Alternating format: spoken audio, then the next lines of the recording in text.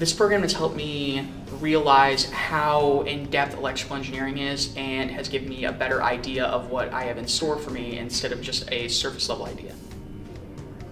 We do a lot of modifications of electronic components. We repair PCB boards, we do micro soldering, and then we also learn Arduinos and Raspberry Pis as well.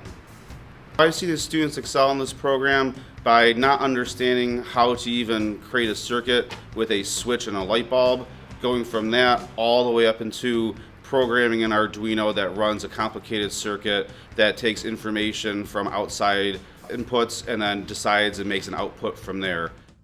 An experience I really enjoyed was when we built a golf cart. We fixed it. We took it outside. We rode it around. That was really fun.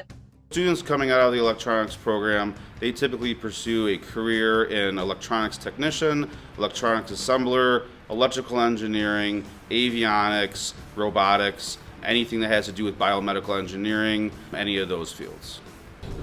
I'd recommend this program to others because everything nowadays is electronics and technology. So if you really want to know how the world around you works, this is the class for you.